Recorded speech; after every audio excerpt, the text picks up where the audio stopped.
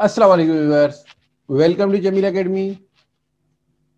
आज हमारा topic normal lecture से थोड़ा सा डिफरेंट, बहुत ही इजी कॉन्सेप्ट, बहुत ही इजी टॉपिक, मगर बहुत ही important exam point of view से। चाहे वो प्रोफेशनल क्वालिफिकेशन हो या एकेडमिक क्वालिफिकेशन हो, आईकॉम से लेकर सीए आईसीएमए तक, हर लेवल पे अकाउंटिंग के पेपर का फेवरेट एग्जामिनर का टॉपिक होता है बैंक रिकंसिलिएशन स्टेटमेंट। तो आज हम इस लेक्चर में जस्ट बैंक रिकंसिलिएशन के बारे में डिस्कस करेंगे। So let's move.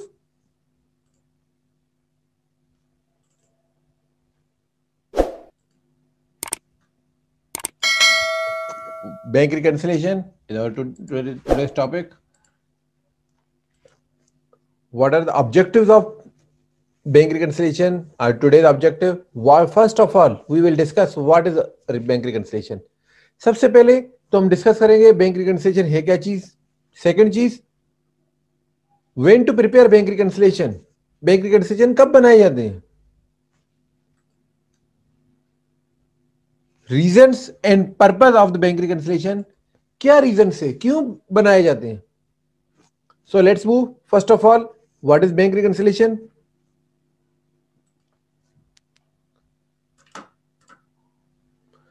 Bank reconciliation basically is a comparison of bank statement with the cash book. जो कंपनी के फाइनेंशियल अकाउंटिंग में जो कैश बुक बनाते हैं, जो कैश का रिकॉर्ड, जो बैंक में कितना अमाउंट पड़ा हुआ है उसको रिकॉर्ड को और बैंक के बैलेंस को कंपेयर करने का नाम है बैंक रिकंसिलिएशन। अब bank reconciliation is an important financial control. The bank reconciliation will regularly show a difference. हमेशा आपके पास इसमें कोई डिफरेंसेस मिलते रहेंगे, मगर कुछ टाइमली डिफरेंसेस होंगे, कुछ ऐसे डिफरेंस होंगे जो सर्टेन टाइम के बाद रिकंसाइल हो जाएंगे। जो आज डिफरेंस है वो फ्यूचर में शायद डिफरेंस ना रहे।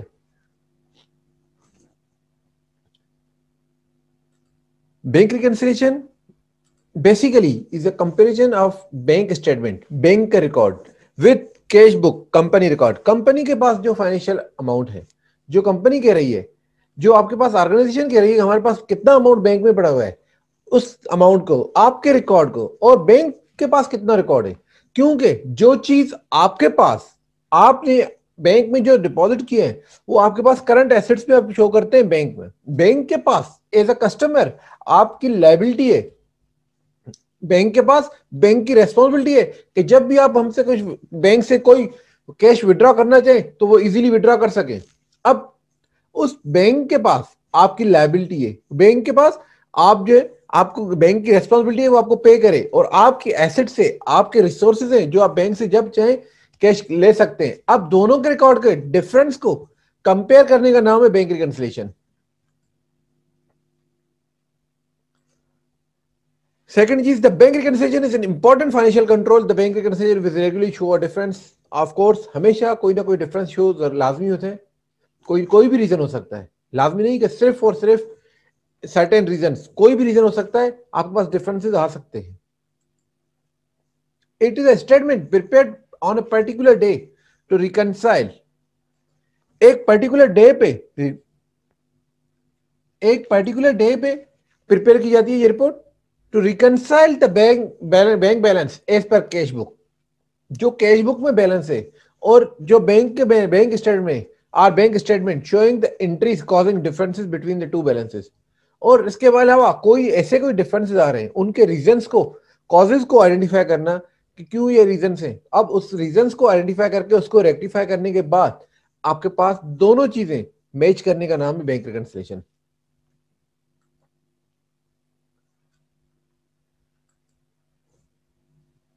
Next, reasons and purpose of bank reconciliation to detect items not entered and errors in cash book। सबसे पहले वो आइटम्स को डिटेक्ट करें जो आपके पास कैश बुक के अंदर। इंसान बीइंग अ मुस्लिम हमें इस चीज को फोकस करना है। सबसे पहले बंदा खुद को परफेक्ट करे। अब कंपनीज के अंदर जब भी जो भी चीज है, जो भी आइटम्स आपके पास डिफरेंसेस हैं, उन डिफरेंसेस को सबसे पहले, कोई ऐसी एरर आपके पास है या कोई ऐसा आइटम है जो आपने रिकॉर्ड नहीं किया, सबसे पहले कैश बुक, अपने कैश बुक को, कंपनी रिकॉर्ड को आप अपडेट करें, कंपनी अकाउंट को मेंटेन करें to ensure that the cash book entries are complete. जब आपके पास ये कंफर्म होगा कैश बुक एंट्रीज 100% कंप्लीट हो चुकी हैं, items missing from the cash book will not have been recorded in other ledger account and the business record will be under level. अगर आपने cash book के अंदर कुछ एंट्रीज मिसिंग की हुई है और वो किसी और लेजर के अंदर आपने रिकॉर्ड की हुई है, तो वो पूरे का पूरा आपके पास अकाउंटिंग, पूरी बिजनेस के पूरी अकाउंटिंग अंडर लेवल हो जाएगी।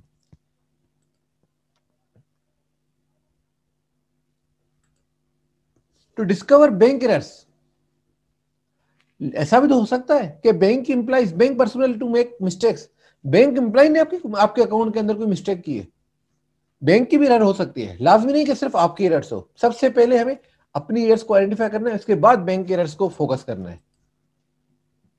टू डिस्कवर डिसऑनर चेक, अगर आपने कोई चेक डिपॉजिट किया है तो वो चेक हो सकता है आपके क्लाइंट जिसने आपको चेक दिया उसके अकाउंट में कोई भी रीजन हो, किसी भी रीजन से वो चेक वापस आया, उस बैंक को आपके ब्याज पे, उस चेक के ब्याज पे आपके बैंक में पैसा नहीं आया, वही चेक वापस आ गया।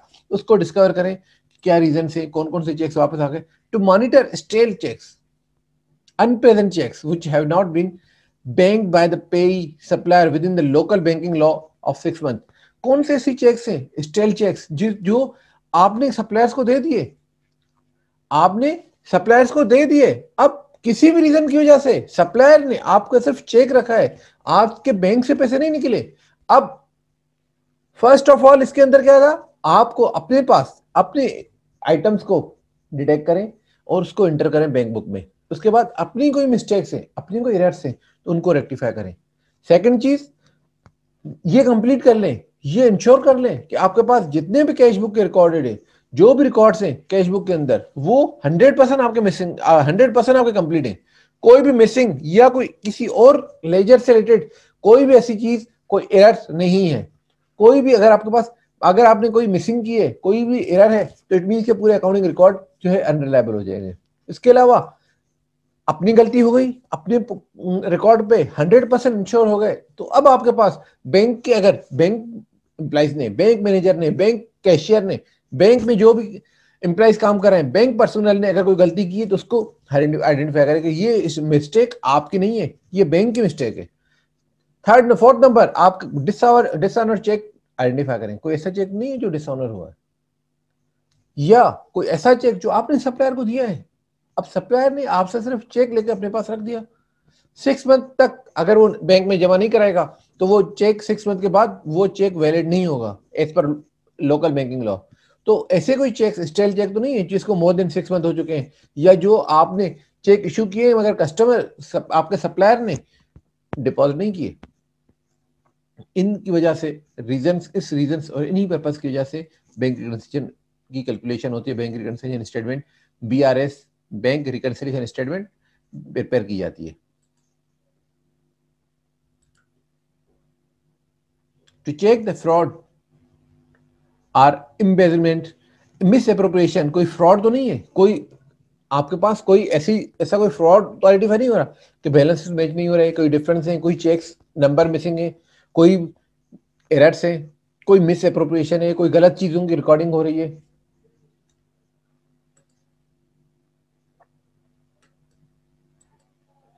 अब आपके पास differences bank reconciliation, differences on bank reconciliation में जब भी आपके पास बैंक रिकंसिलिएशन स्टेटमेंट बनाएंगे तो आपके पास मेजर 3 चीजों का डिफरेंस आइडेंटिफाई होगा। नंबर 1 एरर्स, कोई गलती है, ओमिशन, कोई आपने रिकॉर्ड, करेक्शन ऑफ एरर्स हम टॉपिक ऑलरेडी डिस्कस कर चुके हैं। करेक्शन ऑफ एरर्स के अंदर या तो कोई आपके पास कोई एरर है या ओमिशन, आपने कोई रिकॉर्ड ही नहीं किया। थर्ड नंबर है टाइमिंग डिफरेंस। टाइमिंग डिफरेंस जो मैंने आपको इनिशियली बोला था, डिफरेंस तो हमेशा बैंक रिकंसिलिएशन कंपनी अकाउंट और बैंक के रिकॉर्ड में दोनों में डिफरेंस होता है, मगर वो सर्टेन टाइम के बाद वो डिफरेंस ऑटोमेटिक खत्म हो जाता है, इसीलिए वो टाइमिंग डिफरेंस होते हैं। अब सबसे पहले ये 3 आपके पास मेजर आइडेंटिफिकेशन है, ये मेजर 3 डिफरेंसेस है, इनको हमें कंट्रोल करना है, इनको हमें कवर करना है।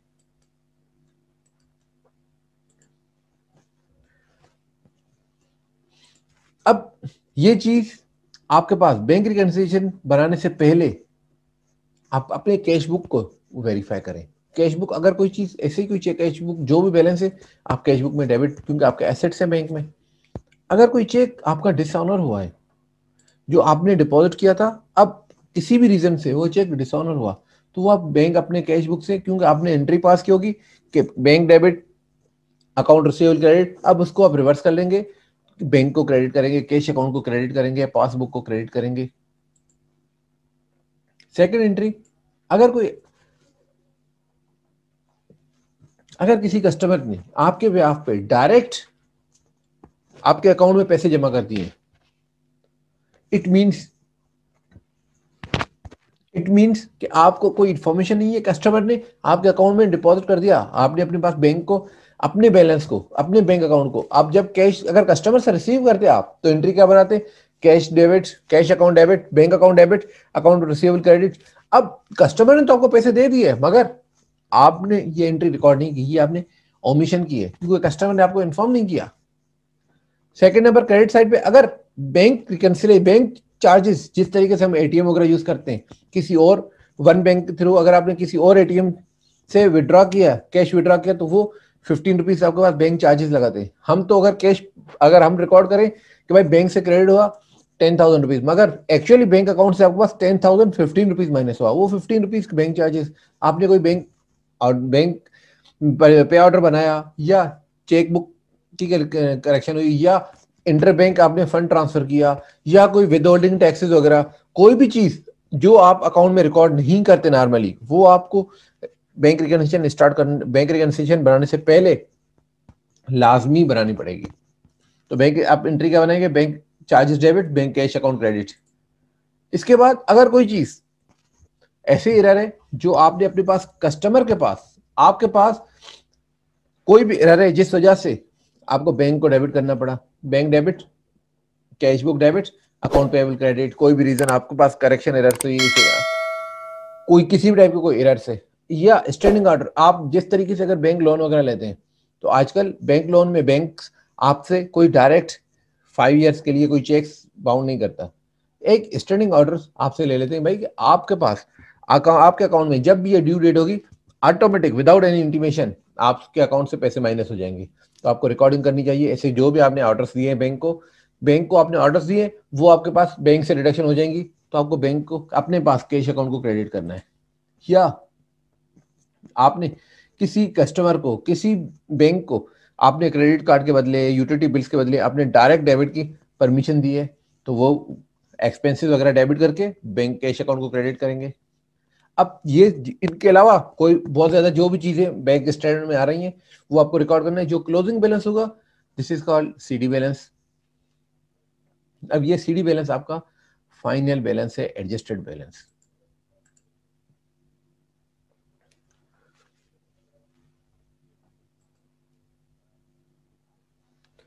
Step to follow for bank reconciliation, date of cash book and bank statement must be same, दोनों की एक दिन कंपेयर करना मैंडेटरी है।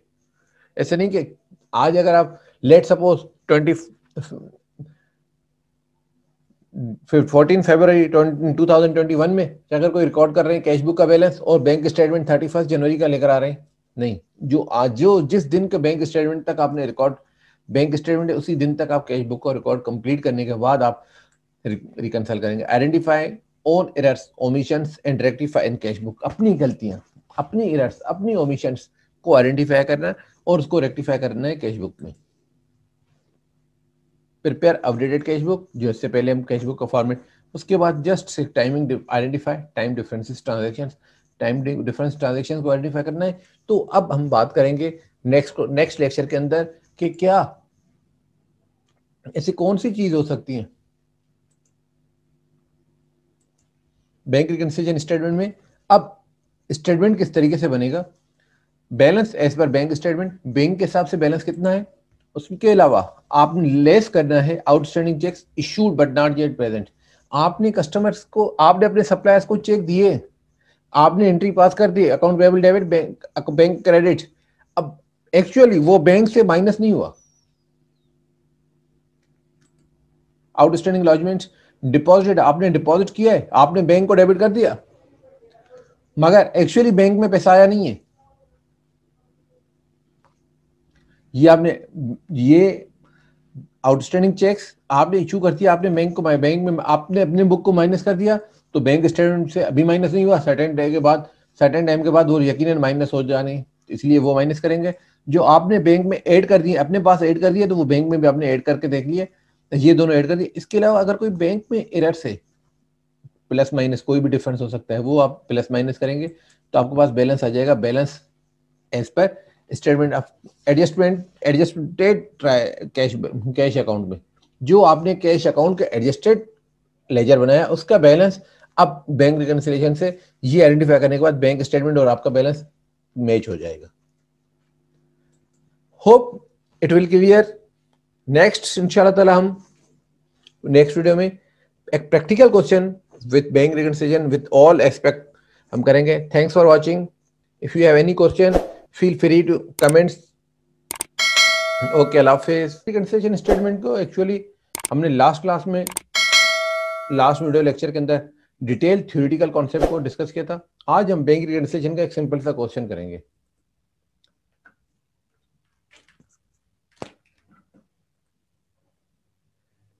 बिफोर स्टार्टिंग द क्वेश्चन,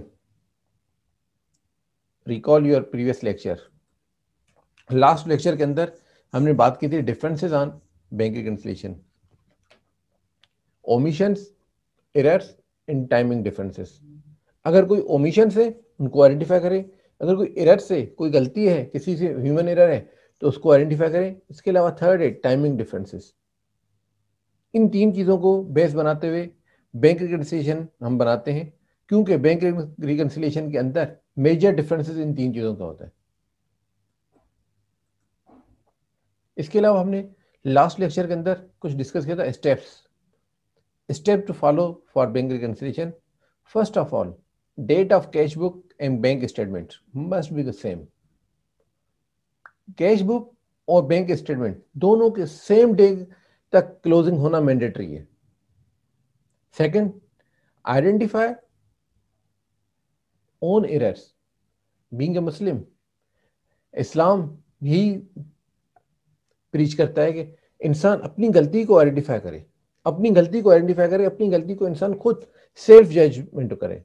अब उसी बेस को बनाते हुए identify own errors and omission. अगर आपकी कोई एरर्स है और ओमिशन से कोई आपने काम नहीं किया, कोई एंट्री रिकॉर्ड करना भूल गए, कोई गलत किए, तो उसको आइडेंटिफाई करें और उसको रेक्टिफाई करें कैश बुक के अंदर। Third number, prepare updated cash book. अब जितने भी आपके पास पहले कैश बुक है उसके बाद उसको रेक्टिफाई करें। अगर रेक्टिफिकेशन की जरूरत है तो रेक्टिफिकेशन करने के बाद अपडेटेड कैश बैलेंस आ जाएगा। Prepare updated cash book. Updated cash book के बाद finally identify time difference transactions. वो ट्रांजेक्शंस को आइडेंटिफाई करें जो सिर्फ टाइमली डिफरेंसेस हैं, जो सर्टेन टाइम के बाद डेफिनेटली वो ट्रांजेक्शन एक्यूरेट हो जाएंगी, मगर टिल टाइम कम्स वो शायद आपके पास डिफरेंसेस क्रिएट करेंगे। तो इन ट्रांजेक्शंस को आइडेंटिफाई करेंगे।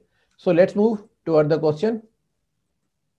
Once again, recall previous lecture. Question number 1.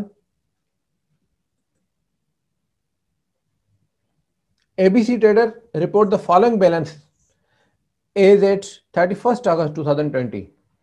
ABC trader एक कंपनी का नाम है जो अपने पास बैलेंसेस शो कर रहा है 31st अगस्त 2020 का। Balance as per bank statement 60,000। Bank कह रही है कि आपके पास बैलेंस, हमारे पास 60,000 पड़े, मगर हमारे पास कंपनी अकाउंट के पास balance as per cash book 40,000 rupees. हम कह रहे हैं कि बैंक से 40,000 रुपीज लेने और बैंक कह रहे नहीं मुझे तो आपको 60,000 देने। It means timing difference.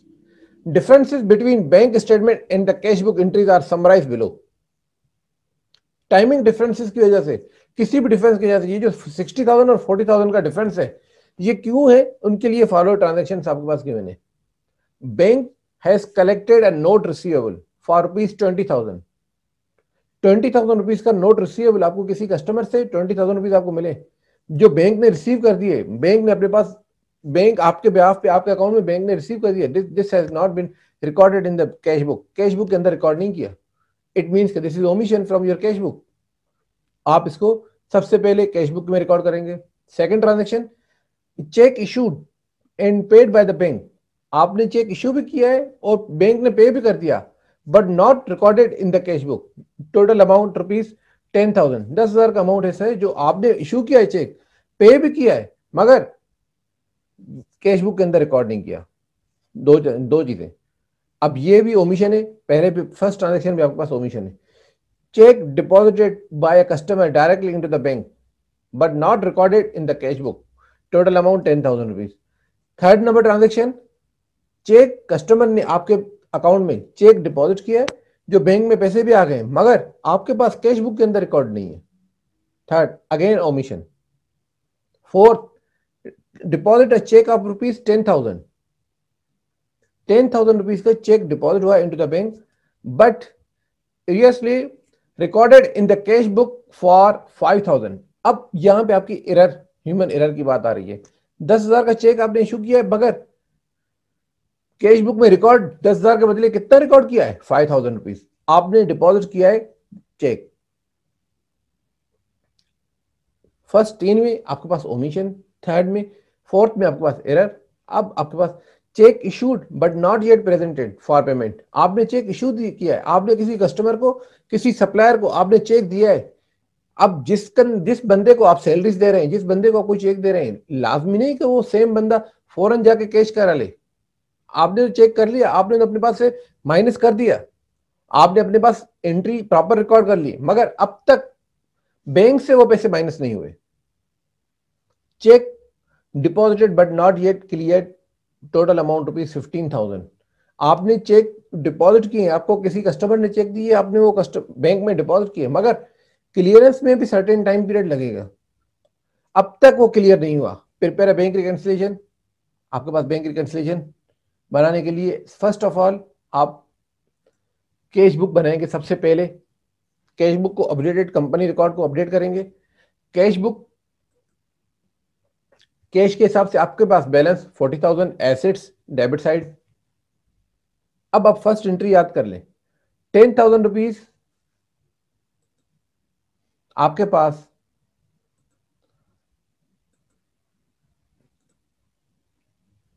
Bank has collected a note receivable 20,000, check issued and paid by bank not recorded in the cash book। अब वन बाय वन ट्रांजेक्शन्स को रिकॉर्ड करेंगे।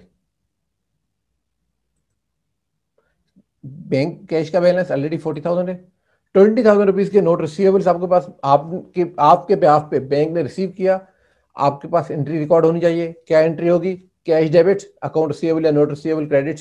जो आपके पास, आपको पैसे मिलने थे वो आपको नहीं मिले, आपके बेहाफ पे बैंक में जमा हो गए, आपने एंट्री क्या किया, cash debit, bank account company record debit, notes receivable credit.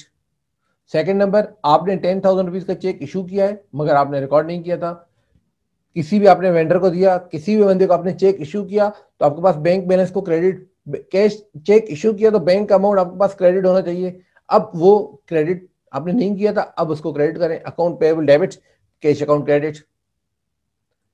Third number, आपने 10,000 रुपीज डायरेक्ट आपके कस्टमर ने आपके अकाउंट में डिपॉजिट कर दिया, आपको पैसे मिलने थे, उसकी एंट्री क्या होनी, अगर आपको मिलते तो क्या एंट्री पास करते, cash debit, account receivable credit. अब उसने चेक आपको नहीं दिया, आपके अकाउंट में डायरेक्ट डिपॉजिट कर दिया। जिस तरीके से अक्सर कंपनीज में, भाई फिजिकली मैं आपके पास कैश आके दे नहीं सकता, या चेक देने के लिए मेरे पास कोई बंदा नहीं है, मैं, आप मुझे अकाउंट दे दें, मैं अपनी सिटी के अंदर, अपनी एरिया के अंदर आपके अकाउंट में डायरेक्ट डिपॉजिट कर दूंगा। अब उसने डायरेक्ट आपके पास पैसे दे दिए तो आपको रिकॉर्ड करेंगे cash debit, account receivable credit. Fourth number entry थी कि 5,000 रुपीज आपने अकाउंट रिसीवेबल से डिपॉजिट आपने किए थे 10,000 रुपीज का चेक, मगर जो रिकॉर्ड किया था, एरर जो थी, 5,000 रुपीज रिकॉर्ड किया था, तो आप एंट्री क्या बनाएंगे, cash account debit, account receivable credit, 5,000 rupees. 5,000 already हम रिकॉर्ड कर चुके हैं, तो रिमेनिंग बैलेंस डिफरेंस जो है वो हम रिकॉर्ड करेंगे 5,000 रुपीज। अब ये 4 ट्रांजेक्शन हो गई। फिफ्थ और सिक्स ट्रांजेक्शन जिसमें तक चेक इशूड और चेक डिपॉजिट, ये दोनों का टाइम डिफरेंस है, सर्टेन टाइम के बाद वो रेक्टिफाई हो जाएगा। अब आप इस दोनों तराजू के टी अकाउंट के दोनों बैलेंसेस को रेक्टिफाई करेंगे। डेबिट साइड करेंगे तो 75,000 है, क्रेडिट साइड पे 10,000 रुपीज, तो 65,000 rupees as per your record, updated record. पहले रिकॉर्ड में क्या था, 40,000 रुपीज। अब आपके पास कितना रिकॉर्ड, कितना अमाउंट होना चाहिए, 65,000 रुपीज आपके अकाउंट में होना चाहिए।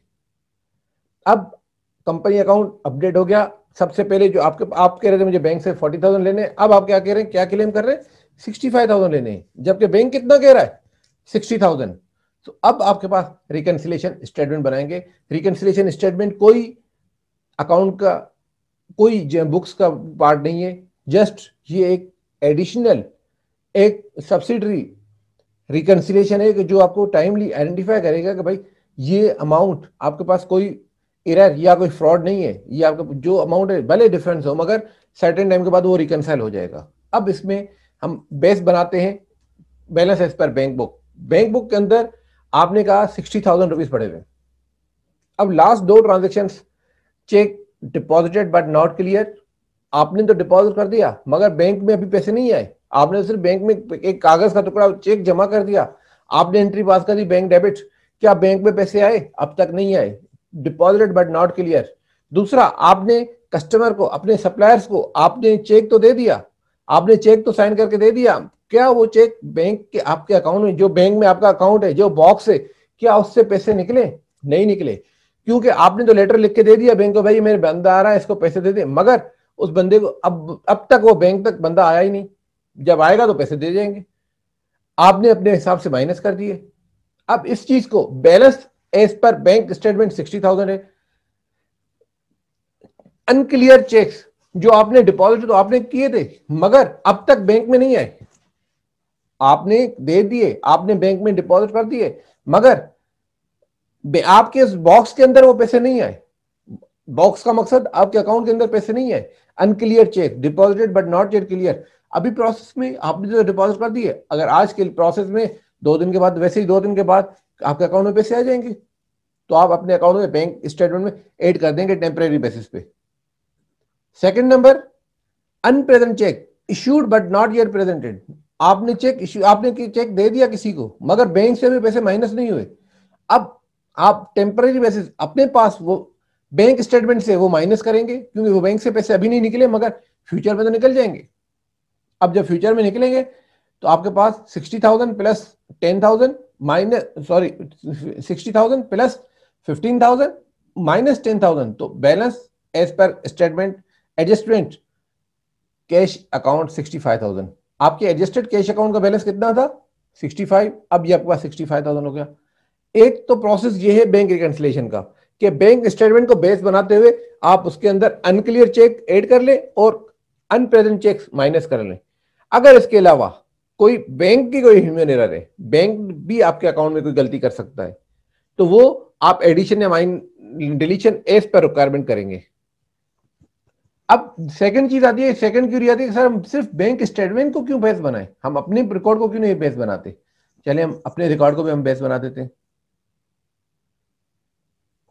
आपने कहा बैंक स्टेटमेंट कैश बुक के हिसाब से 65,000 था रिवाइज, आपका क्लेम था कि 65,000 आपको पैसे लेने हैं, मगर अनक्लियर चेक आपने डिपॉजिट कर दिए मगर अब तक बैंक में पैसे नहीं आए, तो आप अपने पास से माइनस करेंगे। अगर बैंक स्टेटमेंट को बेस बनाएंगे तो उसमें ऐड करेंगे या अपने पास से माइनस करेंगे। दोनों चीजों को बैलेंस करने के लिए, एक्यूरेसी देखने के लिए, या तो एक में जो आपने ऐड किया हुआ है वो दूसरे में ऐड कर लें, या अगर एक से माइनस किया है तो दूसरे से माइनस कर लें। अब अनक्लियर चेक आपने डिपॉजिट कर दिया अपने अकाउंट में ऐड कर दिया है मगर बैंक में नहीं है, तो वो आप माइनस कर दें। सेकंड चीज, अनप्रेजेंट चेक्स इश्यू आपने कर दिए चेक मगर वो अब तक आपके अकाउंट से पैसे निकले नहीं है, तो वो आप अपने अकाउंट में टेम्पररी जो आपने पहले क्रेडिट किया अब उसको ऐड करेंगे, तो आपके पास एक्यूरेसी आ जाएगी। अब 65,000 आपके पास था, 15,000 उसमें से माइनस करेंगे, 10,000 ऐड करेंगे, तो balance as per bank statement 60,000। दोनों स्टेटमेंट अब आपके पास मैच है, दोनों की कंपैरिजन अभी आप सामने देख लें एक साथ। जो अमाउंट 60,000 था उसके अंदर 15,000 आप ऐड करेंगे, क्योंकि आपने तो डिपॉजिट कर दिए मगर अब तक बैंक में पैसे नहीं आए, तो आप बैंक में या तो बैंक में ऐड कर दें या अपने पास जो आपके पास 65,000 है उसमें से माइनस कर दें।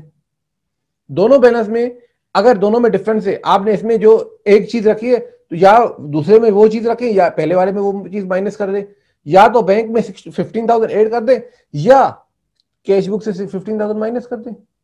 सेकंड चीज, या जो आपने अनप्रेजेंट चेक जो आपने किसी कस्टमर को, किसी वेंडर को आपने चेक दिया हुआ है, आपने अपने पास कैश बुक से माइनस किया है, या तो बैंक स्टेटमेंट से माइनस कर ले या अपने पास कैश बुक में ऐड कर दें। दोनों करेंगे तो आपके पास अल्टीमेट आंसर सेम आएगा। Balance as per bank statement 60,000 था। दोनों में डिफरेंसेस, टाइमली डिफरेंसेस, जो अब आज टाइम डिफरेंस है, हो सकता है कल खत्म हो जाए। इसीलिए इसको कहते हैं टाइम डिफरेंस, कि सर्टेन टाइम के बाद ये डिफरेंस ऑटोमेटिक खत्म हो जाएगा, जीरो हो जाएगा। जब जीरो होगा तो आपके पास आपके बैंक के आपके रिकॉर्ड के हिसाब से बैंक स्टेटमेंट का बैलेंस 65,000 हो जाएगा। अगर आप कैश बुक की बात कर रहे हैं, इस वक्त अगर आपके पास कैश बुक में 65,000 है, अगर वो चीज जो आपने चेक में बैंक में डिपॉजिट किया है क्लियर नहीं हुआ, जो आपने इशू किया है वो प्रेजेंट नहीं हुआ, वो दोनों का टाइमिंग डिफरेंस के बाद अल्टीमेट बैंक के पास 60,000 ही बैलेंस बचेगा। अब दोनों चीजों को आपने दो चीजों को बेस बनाते हुए या तो एक में ऐड कर ले, कैश बुक में ऐड कर ले, या बैंक स्टेटमेंट से माइनस कर ले, दोनों में इक्वल कर ले। अब इन चीजों को जब आपके पास स्टेटमेंट क्लियर हो गई तो this is simply called bank reconciliation statement. सबसे इंपॉर्टेंट टॉपिक, सबसे एग्जाम पॉइंट ऑफ व्यू से बेहतरीन और इंपॉर्टेंट टॉपिक, और सबसे इजी तरीन टॉपिक। अगर आपको बेसिक कॉन्सेप्ट की समझ में आ गया, सिर्फ टाइमिंग डिफरेंसेस को बेस करना है, ओमिशन एंड एरर्स को देखना है, बस ये तीन चीजें आपको फॉलो करनी है, ओमिशन, एरर्स और timing difference. Time difference bank reconciliation statement का पार्ट है, एरर्स एंड ओमिशन आप अपने कैश बुक को अपडेट करने के लिए वर्क करेंगे। Hope it's clear. Thanks for watching.